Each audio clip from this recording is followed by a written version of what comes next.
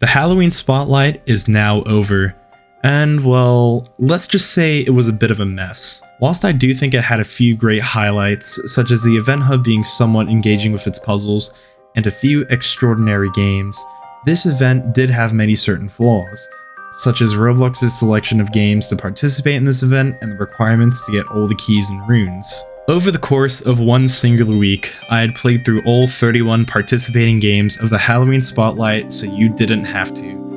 Now that the event is over, I've compiled a tier list of the best and worst games out of this event so far. Without further ado, let's get started.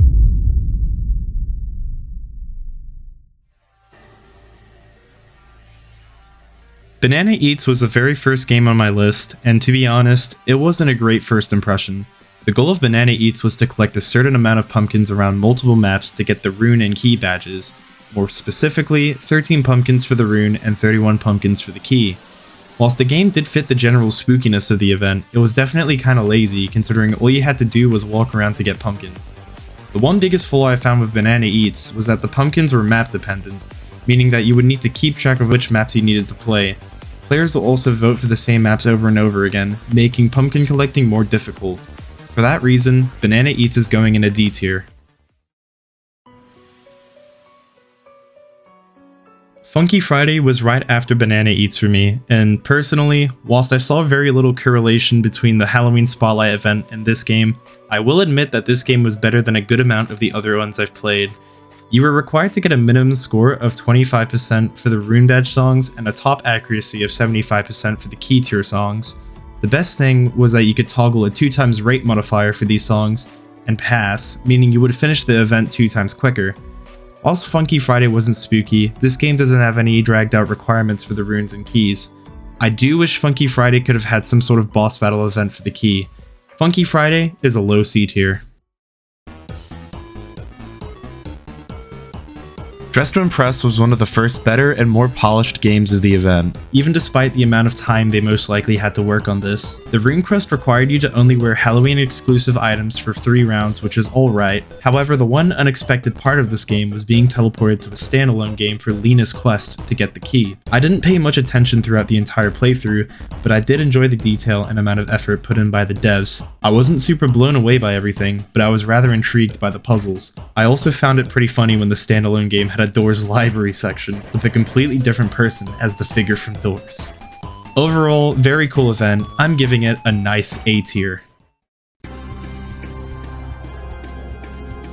This game was pretty alright. It already fit in with the event due to its horror-heavy nature. However, it again just felt pretty lazy as you only ran around the school collecting jack-o'-lanterns while evading a monster and trying to make it out the school. It would have been cool to see a showdown between the player and the monster for the key or increasing the difficulty to get the key.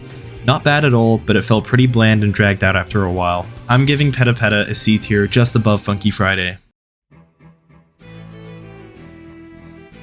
I'm not gonna lie, I kinda hate games like these. This was just... I don't even know. Whilst the Rune Quest wasn't too terrible, having to collect 25 pumpkins around maps, the key tier quests weren't too bad, but were still boring regardless. It just felt like everything related to the event was just going based off what this game had. In other words, there was no original content this game could produce for the event to make it engaging. The quests also felt as if they were to maximize playtime. Premium payouts. For those reasons alone, Keys is getting an E tier. Okay, Blair was actually pretty solid. Whilst I did have difficulty navigating and trying to get through the sanatorium, it was due to me not noticing that the sanatorium had a map in the entrance. So I will take that into account. What I found most engaging was the persona of William Clay, an individual who studies the Veil. I thought that the voice acting was pretty effortful for an event like this, and the activities in the sanatorium were pretty solid as well. You had to first roam the sanatorium for digits to a code in the chapel for the rune, before having to then place crystals in corresponding ritual circles, while surviving ghost hunts to get the key. Blair was a pretty great game for the event, and despite it taking almost 40-ish minutes to complete the map, I enjoyed the overall atmosphere of the map. Blair is getting an S tier. I haven't played The Mimic in a long time. The last time I played this was with my school friends back in 8th grade. And well, the Mimic at that time was still a developing game with many things to be polished. But now that we're back, it's time to see how the Mimic stands up in 2025. Upon arriving for the Halloween event, I had an initial solid impression of the event lobby, as well as the activities that would come for this game. The Rune Tier quest was admittedly fun and, at the same time, scary and annoying. I don't know why, but seeing the crawling coughing man infuriated me at times due to how he'd come at me. The Rune quest was simple, however, the key quest was much longer comparatively. I also noticed that between the Rune and key quests, my mouse sensitivity was much more slower in the key event, forcing me to play on a lower sensitivity, which isn't super bad, but was definitely annoying. I did like the suspense and tension involved in the key quest with the clown at the beginning and the Ringmaster's hide and seek game. However, the boss fight for the Ringmaster took me 9 minutes straight. I do understand that I played this in a solo session, but 9 minutes straight of dodging attacks and stabbing the guy with a knife is insane. Regardless, the Mimic was a pretty good game for this event, and for that reason, I'm giving it an A tier just above Dress to Impress. 99 Nights in the Forest was honestly kind of... I didn't mind the event, as they did add houses you can trick-or-treat in the map, but it felt pretty underwhelming overall. The only thing you could realistically do was pray to get candles from chests or killing raiders, but that's about it. You just went up to the houses, threw your candle at them, and knocked on their door. The more annoying part was that I had to do it over 50 minutes. Again, not a bad game for the event, but it could have been done better. A boss fight for the key, or maybe a series of minigames would have just been better. 99 Nights just barely scrapes a C tier rating below all the other games. Wow, Guts and Black Powder. To be very honest, I absolutely enjoyed the overall atmosphere between both the Rune and Key tier games, with the Rune quest of killing Dracula and the Key tier quest of killing the Headless Horseman. This game was definitely meant for the event, however, I did feel that it relied heavily on team cooperation and teamwork, especially on the Headless Horseman's quest. My server had failed to kill the Headless Horseman multiple times, and it took us our 5th or 6th attempt to finally defeat him and get the key, which would have taken a while. It's a great event, and I'll be giving it an A tier, just below the Mimic. I'm not the greatest fan of Fish in general for multiple reasons, but one of those reasons was because when I joined for the first time in a while, I discovered that my data was completely wiped. I couldn't do anything about it either, so I just accepted a fresh start and carried on. The Rune quest requires the player to farm, carve, and give 3 pumpkins away, which first of all felt pretty confusing. I needed to search up a video to find these pumpkins first. Giving the pumpkins to the NPCs felt slightly dragged as well, as their pop-up took a while to give the pumpkin to. After the pumpkins quest, I decided to take a large break, primarily due to the fact that I had personal events upcoming and I didn't want to miss out on any of them. So I came back to do Fish's Key quest on the 2nd of November at 8:30 PM my time. At that time, I didn't have long to complete the rest of the games, but I was committed, and I was going to do an absolute marathon. The key quest required me to first gather 10 witches ingredients from goblins, which is already annoying enough. Thankfully, the goblins did pop up with options to give you harder challenges for a bigger payout of ingredients, meaning you didn't have to wait for another goblin to spawn on any island. After I had collected these ingredients, I crafted something called the Spooky Rod. Now, admittedly, being given the Spooky Rod was probably the coolest thing of this event, as it felt super rewarding, and the rod was already leagues better than my starter rod.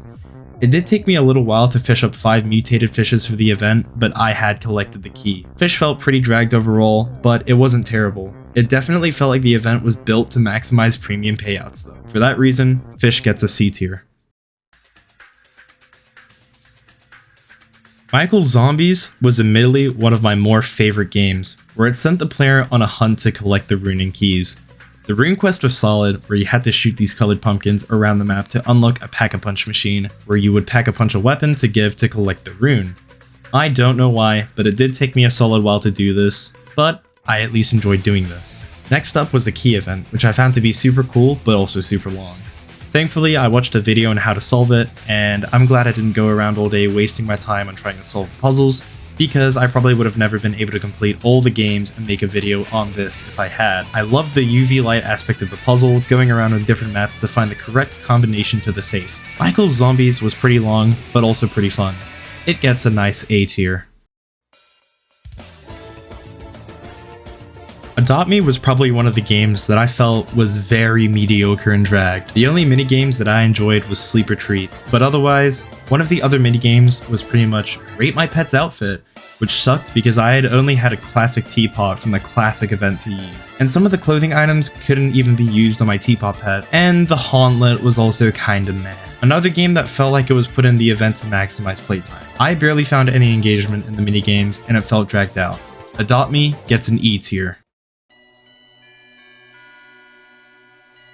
I absolutely hated Racket Rivals. I don't even know why it was chosen for this event. Racket Rivals was absolutely designed to maximize playtime, and the quests were just straight up boring. The rune quest had you hit the shuttle in the rings, which was okay, but absolutely sucked when you couldn't hit the shuttle through the rings every time, especially when playing with teammates. The key quest was super lazy and straight up terrible. You had to win 4 matches, which would require a significant amount of playtime if you sucked at the game. So I decided to grab my buddy S-Joke here, as he helped me win 4 games against him. Racket Rivals sucked. The only Halloween related stuff it even had was locked behind a rolling feature. It's getting an F tier. Epic Minigames, the great game of Roblox childhood nostalgia. Epic Minigames did take a while to the point where I decided to stop recording after 40 minutes, as I needed to save space for the other games up ahead. I believe it took me almost an hour. Whilst I did miss Epic Minigames for its nostalgia factor, I do think the event was mediocre mainly due to the sequencing of minigames for the event. For the Monster Brawl, you weren't even guaranteed to win it as well, and it did rely heavily on teamwork. So if you failed it and you had it queued with a minigame ticket, there goes your ticket. Epic Minigames was okay, but it was pretty annoying at times. I'm giving it a D tier due to how reliant it is on RNG. I think Doors was a good pick for this event, to be honest. The outdoors map is nice too, and I liked how candies served as a way to spice things up in the game. The requirements for the rune and key quests were pretty solid too, although it practically felt like another normal Doors experience with the added trick-or-treating. Playing with other players in the event was also pretty annoying at times, as the void would usually kill me before I even knew it, or I would be super lost and confused. Otherwise, solid game, but there could have been a bit more. We could have possibly seen a new entity apart from the trick-or-treaters, or maybe a requirement other than reaching a door 50. Doors is a B tier. Not gonna lie, I really disliked Build-A-Zoo. The rune and key quests were straightforward enough. Collect 20 and 45 candies respectively. My main issue was with how playtime reliant it was to the key quest. Collecting the rune felt super quick, only requiring me to go to other people's zoos to give them a thumbs up, giving me 2 candies per like. However, after that, I found myself having to wait around 30 to 40 minutes to get the key quest, which just felt super long and dragged out. This game did not fit well with the event, neither did it do a particularly good job at doing the event. It also sucked that you were permanently limited to liking other people's zoos for candies, and it was required to wait just to get the candies required. Build-A-Zoo is getting an F tier, but just above Racket Rivals. Restaurant Tycoon 3 was also kinda dragged out, but was slightly engaging. You were required to do 3 quests for the rune and 5 for the key. The quests were also on a daily rotation system, so if you didn't do the daily quests in time, better luck next time. Thankfully, I managed to complete the quests, although it didn't take me until a whole hour later to move on to the next game, which was annoying. I did like Restaurant Tycoon 3 as a new experience for me, but the Halloween event was mediocre and pretty dragged out. It also didn't feel too relevant to the event, maybe other than the foods and a few quests only. It gets a high D tier. Weird Gun Game was interesting. You were transported to a wave-based zombie shooter game mode with other players. You would also need to kill 150 zombies before surviving 20 waves to get the rune and key respectively. Whilst I didn't fully mind it, I found the later waves to be unfairly disproportionate in terms of scaling, where the zombies after wave 10 felt like they had super armor. This actually encouraged me to throw the round so I could survive the first 10 waves, which would be quicker than going through waves 11 to 20. I don't really have much opinions on this game being in the event, and it was okay. Weird Gun Game gets a low C tier. I don't even know why this game is here. It doesn't even relate to the event at all. The only good thing about this game being here is that it's a free rune and key, and it took me less than 9 minutes to get both the rune and key without any knowledge of the game. Even though it had nothing to do with Halloween, I'm pretty grateful that it generously gave a rune and key with no effort. Still pretty lazy though, so I'm giving this game a D tier below Restaurant Tycoon 3. Driving Empire was also pretty lazy. At first, Driving Empire's event was fun, where you get to run over zombies on the roads, with 150 zombies for the rune and 300 for the key. However, it quickly turned bland from there, with fun zombie road rage soon turning into pure boredom and disappointment. Whilst Driving Empire didn't take too relatively long, I think it was pretty boring for an event. So it also gets a D tier, just below NFL Universe Football. World Zero was decent, but goodness gracious, the boss battle was absolutely insane. I've played World Zero before, so thankfully I had some adequate gear and skills to face the boss solo, but it was still pretty painful. The rune quest required you to search for 3 hidden pumpkins around the lobby of the Halloween world before moving on to the boss fight for the key. I think the event was okay, and the boss fight was pretty fun. I'm not too sure how it would be for a new player in World Zero, but from personal experience, I had fun fighting the boss. I'm giving World Zero a B tier.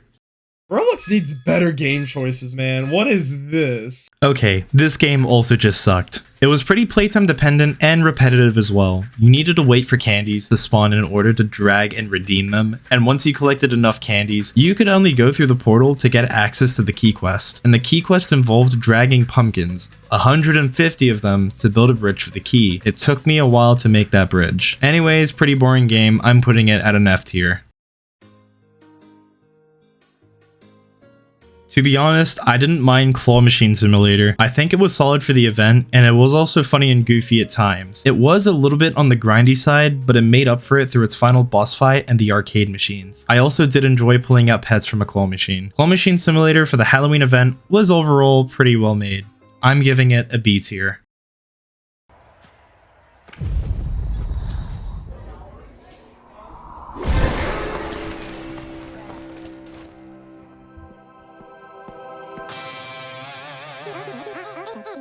Holy, this game blew my socks off when I first played its Halloween event.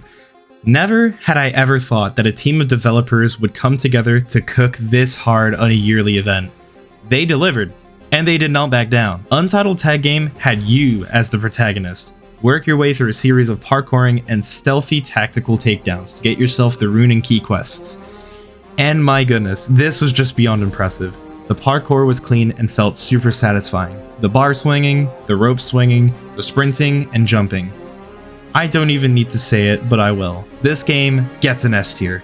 Even if it doesn't necessarily relate to the Halloween event in particular, this game managed to make a really awesome event without sticking to the norms of the Halloween tradition. What the hell is this game? No, like seriously, what is this game? The thumbnail is just... Anyways, this game was another one of those games where you would bash in heads and collect T for a rune, and then the key quest is supposed to be some sort of epic challenge. At least, that's what was said in the portal hub to the game. The only issue, it wasn't really a super cool epic challenge. It was literally just a big face chasing you slowly across the bridges. The worst part? It's not super obvious where you're meant to go until you find the signs. Even the signs can be misleading. I had to come back to that place 3 times to beat it. I even had to buy sodas just to make sure I could evade the big guy. Jeff was just, I don't know. It's a mediocre game choice for the event, and it kind of felt a bit lazy and bland at times. For this reason, it gets a D tier. Walmart, my beloved. Nah, but let's be real. This game was honestly not too bad for the event either. I did enjoy the gameplay pretty well for a first-time player. The requirements were simple even though they required you to play a few rounds, but that was basically just it. I found fun in getting to use the magnet against the killer multiple times, and in the end, it was a solid, enjoyable event. Nothing much, but it did the job nicely. For that reason, Happy gets a very low B tier. As a longtime Bloxburg player, this event was somewhat interesting. Whilst it was pretty engaging at times, even going on a whole egg hunt for Sabrina's potion, it also felt a bit dragged. The event required you to collect 500 tickets first for the rune quest, which wasn't too bad until you realize that getting 500 tickets takes a little bit of time. So I brought out my good old pal, S-Jogue, once again to help me farm Ghost Hunt for tickets. After that was done, I decided to do Sabrina's quest. Sabrina's quest was pretty engaging at first, however, it started to feel a bit repetitive and endless as time went on. And then came the part where I had to find this ghost lady's prized possession, and I had to navigate multiple mazes for it. I even did it for the first time where I wasn't able to find the possession anywhere, and I figured out that I had to rejoin and do the maze all over again just to find it there. It annoyed me, but not too terrible. Bloxburg was entertaining but a little annoying at the same time. I'm giving it a C tier. I don't think I've seen this game being talked about enough more. This has to be one of the more underrated and fun experiences on Roblox in general, but for this event, they did it pretty good as well. At first, it was a bit confusing, but after getting to watch a short video on the game's event, I was able to pick things up from there. The ring quest required you to find the culprit and leave, but the key quest was different. Initially, the key quest was the same, with an added button that you needed to press while solving for the culprit again to get the key. However, a fun little minigame for the armless detective occurs when you solve who the culprit is for the key quest. You have to trick-or-treat houses along the way as a skateboarder. It was pretty fun, and I did enjoy it as well. Armless Detective is getting a solid S tier. I don't mind tower defense games. Tower Heroes was one of those games that was also pretty engaging. The rune quest required you to beat a game of the Doors Outdoors map, which was pretty cool, and it was friendly enough to give us units to work with as well. I enjoyed it overall as a good experience. The key quest was more interesting, however, as you were now put in a mansion to get 4 paintings to escape. There was also a really cool boss battle sequence at the end, which I really appreciated. Tower Heroes actually managed to stand out as another really awesome game from the Halloween event. Tower Heroes is getting a justified S tier. Garden Tower Defense felt more dragged out and bland than Tower Heroes, although Garden Tower Defense wasn't necessarily a bad event either. I did enjoy the combinations of units you could use to win certain waves, and the mazes to progress to the other maps were short but a little bit fun. I also do like how if you fail the map, you don't start all over again, but rather you start at the checkpoint. For example, failing at map 3 will send you to the beginning of map 3 at round 70. However, it definitely pales in comparison to Tower Heroes, which was just way more complex. Garden Tower Defense, B tier. The final participating game on this list, excluding the event hub.